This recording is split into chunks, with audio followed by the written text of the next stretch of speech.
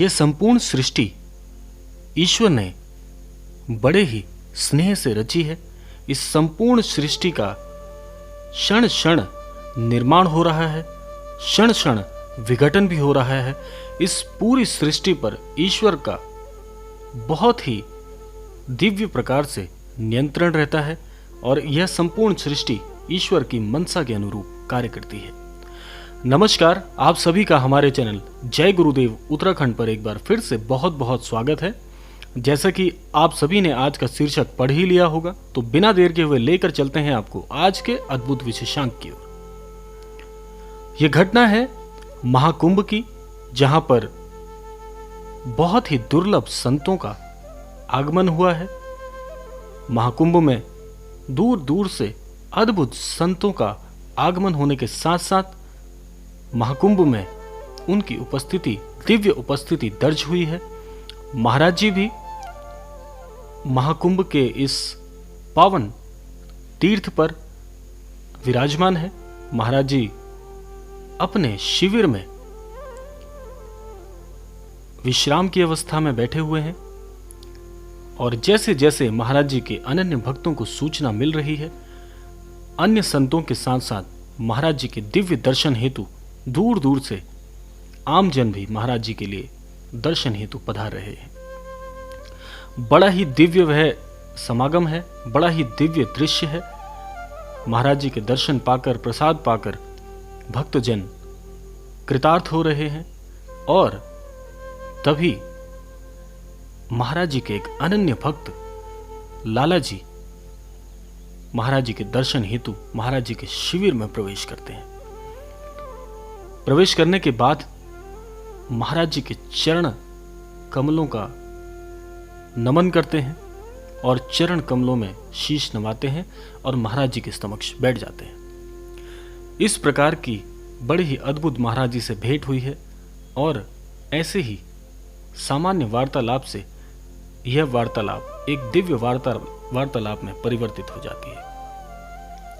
लाला जी महाराज जी से एक प्रश्न पूछते हैं कि महाराज जी, वैसे तो आपकी कृपा से मुझे बड़े ही धन्य भाग प्राप्त हुए हैं। मेरा जीवन बहुत ही अद्भुत प्रकार से परिवर्तित होकर एक अच्छे अनुरूप को प्राप्त हो रहा है, लेकिन कभी कभी मेरे मस्तिष्क में ना जाने कहां से बहुत से विचार एक साथ प्रवेश कर जाते हैं। मैं ना चाहते हुए भी बहुत सी ऐसी बातों को सोचने लग जाता हूं, जिससे मेरा मन जो है वह व्यथित हो जाता है और बहुत ही कष्टमयी यह दशा हो जाती है। इन विचारों को मैं सोचता नहीं हूं, लेकिन फिर भी ये विचार बड़े ही प्रबल स्वरूप से आकर मेरे मस्तिष्क को झंझोड़ देते हैं।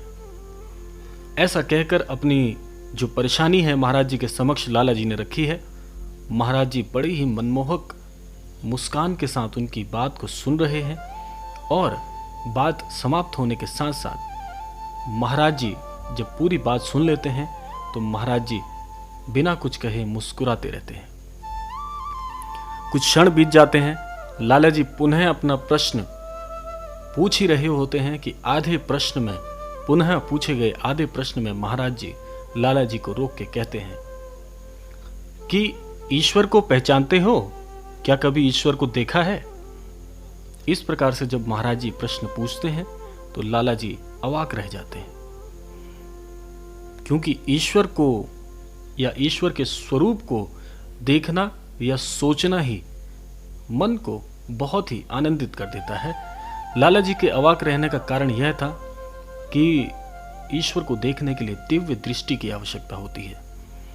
जैसा कि हम सभी ने सनातन धर्म के अनुसार पढ़ा ही है, हमारे महापुराणों में ईश्वर को देखने के लिए दिव्य दृष्टि का जो है वह प्रसंग आता है। उसी प्रकार महाराज जी कहते हैं, क्या कभी ईश्वर को देखा है? ईश्वर के स्वरूप को पहचानते हो? इस प्रकार से जब महाराज जी प्रश्न पूछते हैं तो लाला जी चुप हो जाते हैं।